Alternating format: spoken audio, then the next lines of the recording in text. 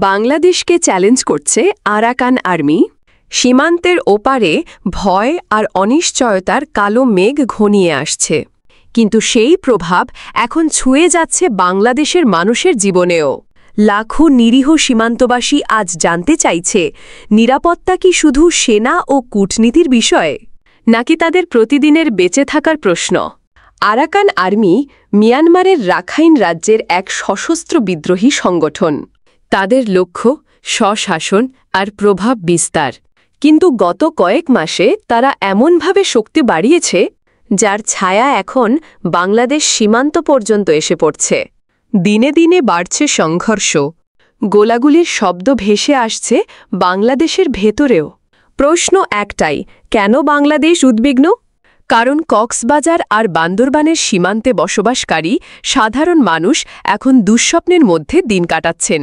কোনো শিশু স্কুলে যেতে ভয় পাচ্ছে, কোনো কৃষক জমিতে যেতে সাহস পাচ্ছে না। একটা অচেনা ভয় তাদের ঘিরে ধরছে। আজকের গুলির শব্দ যদি কাল তাদের গ্রামে নেমে আসে? বাংলাদেশ সরকার বলছে তারা সংঘাত চায় না। বর্ডার গার্ড বাংলাদেশ সীমান্তে সতর্ক অবস্থানে আছে। কিন্তু কূটনৈতিকরা বলছেন, শুধু সীমান্ত পাহারা নয়, আন্তর্জাতিকভাবে চাপ তৈরি করাই এখন প্রধান চ্যালেঞ্জ। রাজনৈতিক মহলে প্রশ্ন উঠছে, রোহিঙ্গা ইস্যুর মতো নতুন করে কি আরেকটি নিরাপত্তা সংকটে পড়তে যাচ্ছে বাংলাদেশ? জাতিসংঘ ইতিমধ্যেই উদ্বেগ জানিয়েছে। মানবাধিকার সংগঠনগুলো বলছে, সীমান্তে সাধারণ মানুষের জীবন ঝুঁকিতে। চীন ও ভারতও পরিস্থিতির দিকে তাকিয়ে আছে, কারণ মিয়ানমারের অস্থিতিশীলতা তাদের অর্থনৈতিক ও কৌশলগত স্বার্থেও প্রভাব ফেলতে পারে। এমন প্রেক্ষাপটে বাংলাদেশের ভূ-রাজনৈতিক অবস্থান আরও জটিল হয়ে উঠছে। সীমান্তের মানুষ বলছেন, তাদের ভয় এখন শুধু গুলির শব্দ নয়, বরং আগামী দিনের অনিশ্চয়তা। একজন মা কাঁদতে কাঁদতে বললেন, আমার ছেলেকে স্কুলে পাঠাতে পারি না, গুলির শব্দ শুনলেই সে কেঁপে ওঠে।